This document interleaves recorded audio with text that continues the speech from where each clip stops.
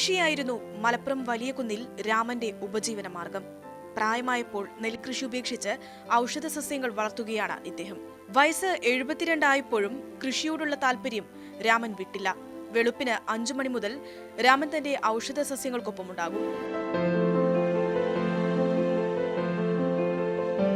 അപൂർവ ഇനം ഔഷധ സസ്യങ്ങൾ വളരുന്നുണ്ട് ഇവിടെ. രുദ്രാക്ഷമാണ് കൂട്ടത്തിലെ താരം. തണുപ്പിൽ വളരുന്ന രുദ്രാക്ഷം വലിയ മരമായിരിക്കുന്നു. അപൂർവമായാണ് രുദ്രാക്ഷം വളരുന്നത്. ഏറ്റവും കൂടുതൽ വരുമാനം ലഭിക്കുന്നത് രുദ്രാക്ഷത്തിൽ നിന്നാണ്.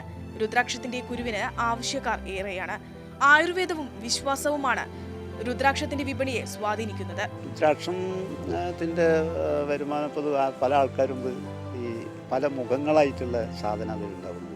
അതിൻ്റെ ഗുണങ്ങളെ സംബന്ധിച്ച് പിന്നെ എല്ലാവരും വായിച്ചുകൊണ്ടിരിക്കുകയാണ്. ഈ രുദ്രാക്ഷത്തിൻ്റെ അതൊരു ഔഷധമാണ്. പിന്നെ ഒരേ മരത്തിൽ തന്നെ പ്രഷർ കുറയ്ക്കാനും കൂട്ടാനുമുള്ള ഈ സാധനം അതിൽ ഉൽപ്പാദിപ്പിക്കുന്നുണ്ട് ഈ മരം. വിപണന സാധ്യത അപ്പോൾ അങ്ങനെയുള്ള കാര്യങ്ങൾക്ക് തന്നെയാണ് അധികം ഉപയോഗിക്കുന്നത്. ഔഷധമായിട്ടാണ് അത് ഉപയോഗിക്കുന്നത്. പിന്നെ ആയുർവേദ വൈദ്യത്തിന് പല കഷായത്തിനും മറ്റും ഇത് ചേരുവയുണ്ട്. സർവഗന്ധി, ദേവദാരം, ദന്തപാല തുടങ്ങിയ അപൂർവ ഇനം സസ്യങ്ങൾക്ക് പുറമെ ജാതി കൃഷിയുമുണ്ട്. ചെറിയ തോട്ടത്തിൽ നിന്നും മാത്രം 10,000 രൂപയുടെ വരുമാനമുണ്ട് രാമന്.